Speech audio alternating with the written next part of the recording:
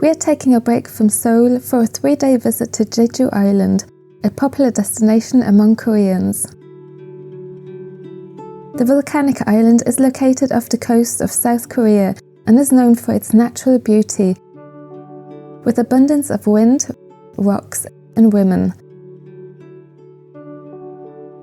And I'd like to add great art and architecture to this reputation.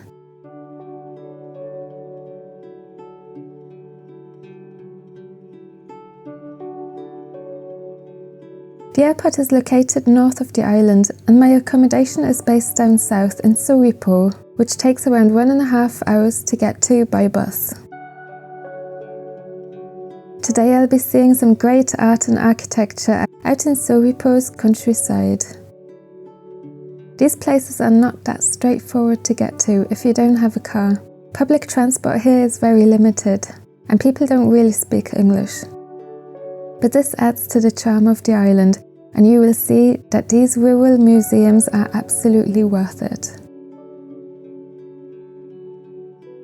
We have arrived at the Bonte Museum.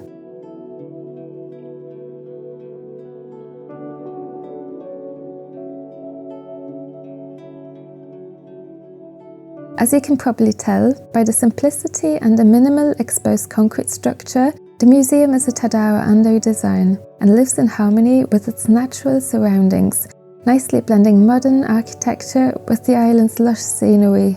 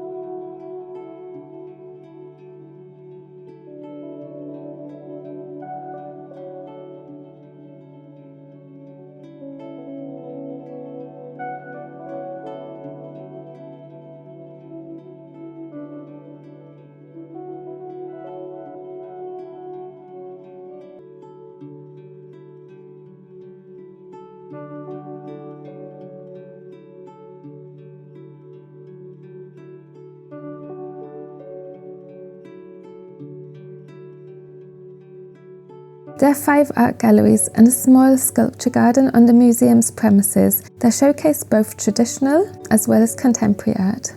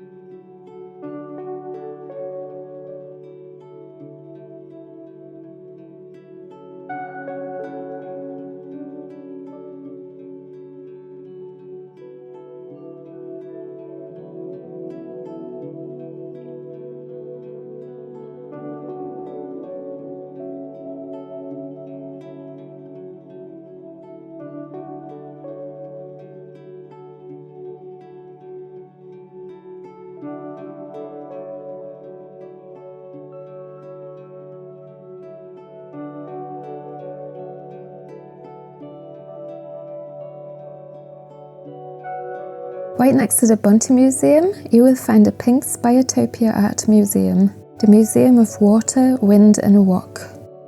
It was designed by the Korean-Japanese architect Itami with the intention to display the art of nature. For example, the Wind Museum allows visitors to hear and feel the wind coming through the gaps of the wooden panels. And the Water Museum has a large oval cutout, letting the water interact with the elements.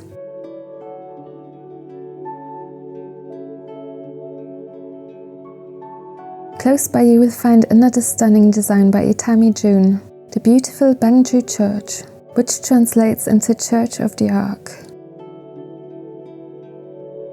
This serene place offers the ideal environment for reflection.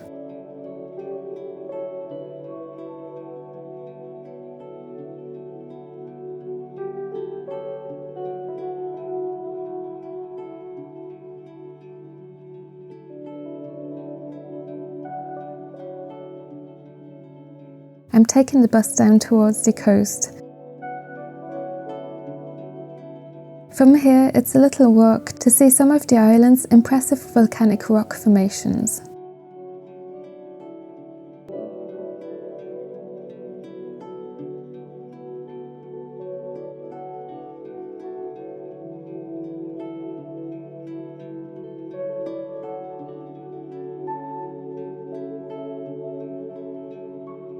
Here you can see the breathtaking stone pillars created by lava.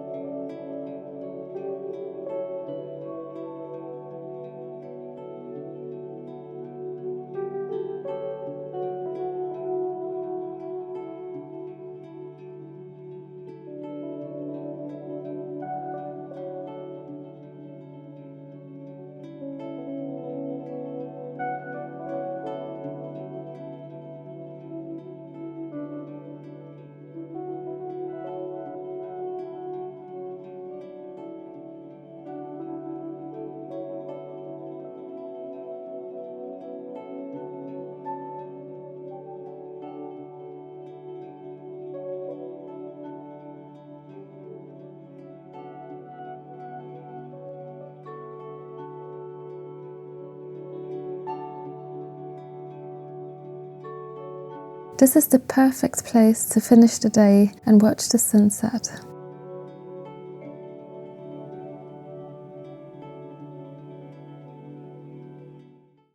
It is a lovely morning.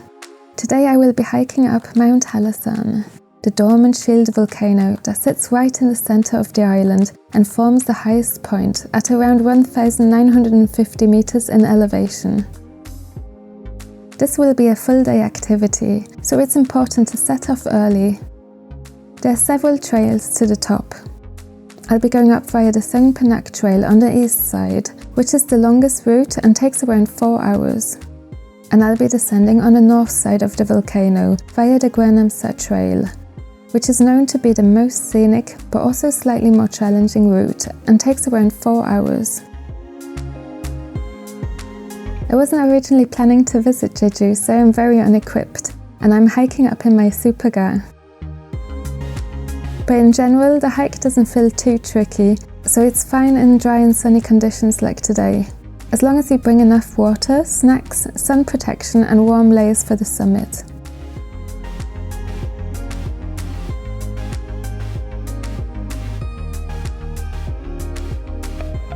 The scenery is becoming more and more impressive the closer we get to the top.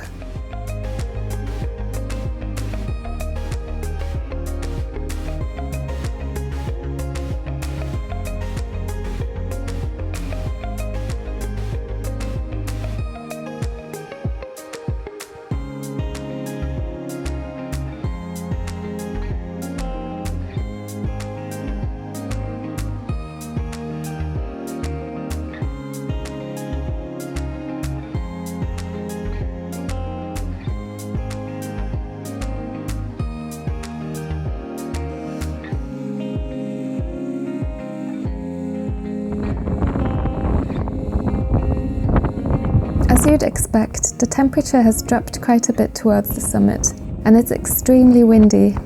Bring your layers.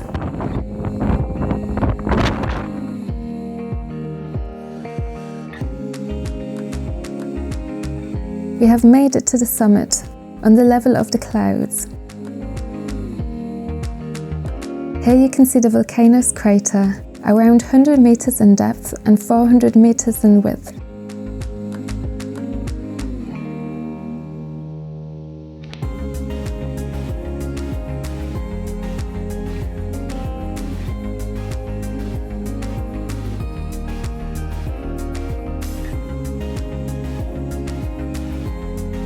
This is such a nice spot for lunch.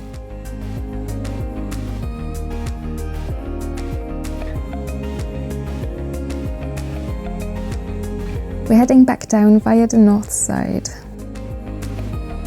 Look at this scenery, guys, we are walking on clouds. I've made some hiking friends.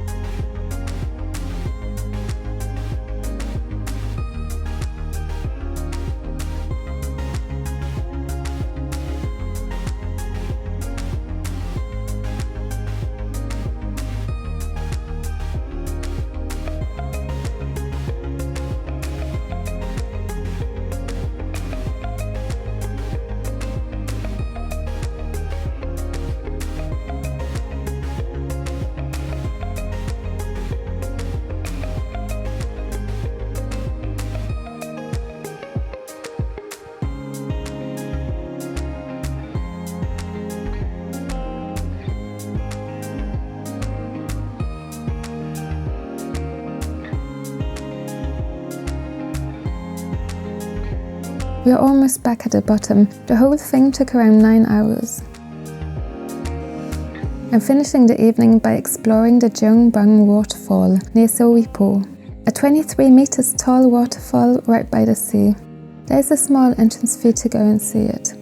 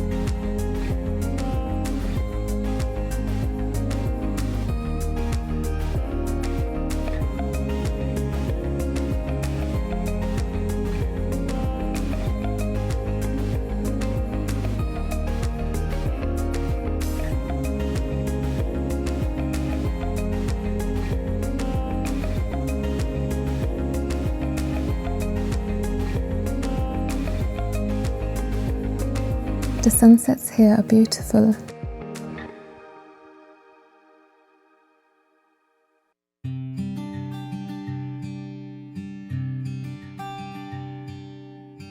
Today we are at Seongsan Ilchulbong, translated into Sunrise Peak on the east of the island, and are hiking up the bowl-like volcanic crater which was formed almost 5,000 years ago by hydrovolcanic eruptions on the shallow seabed. It takes around 20 minutes to hike up, with some lovely views along the way.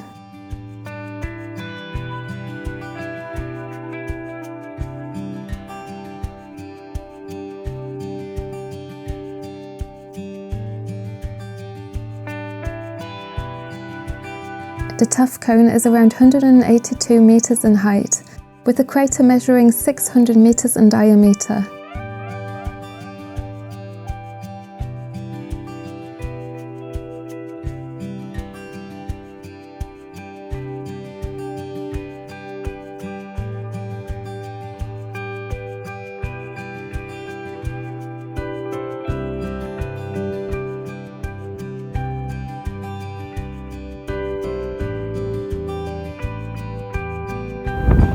This island truly has wind in abundance. We're heading down to this cove.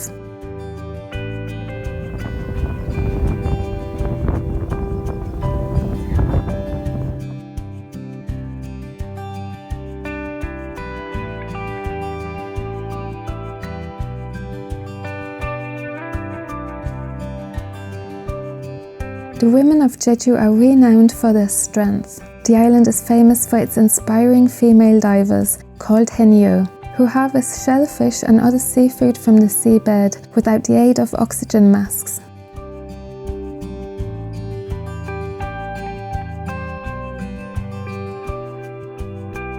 Most of these women are aged between 50 and 80, but with younger generations having access to safer job opportunities, the profession is slowly dying out.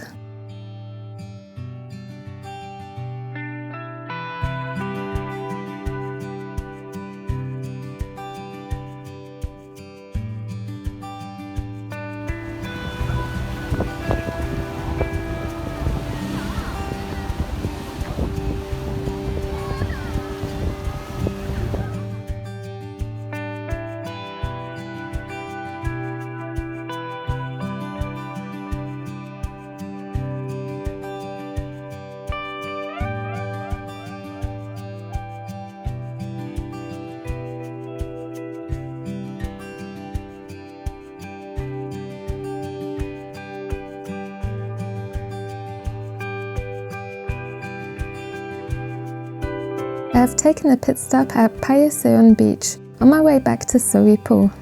It may be very windy, but it's also very warm, so I'm gonna go for a swim.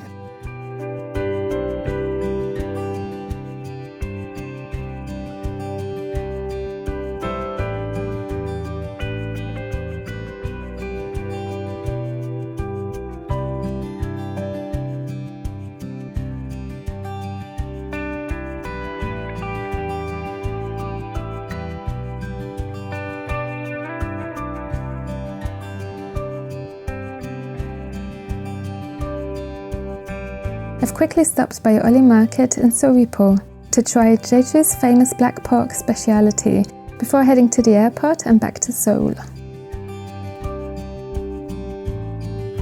It was such a fun trip. The people were so friendly, the island's nature is just breathtaking, and it's an art and architecture paradise. If you liked this video, please give it a thumbs up and subscribe to join me on more adventures.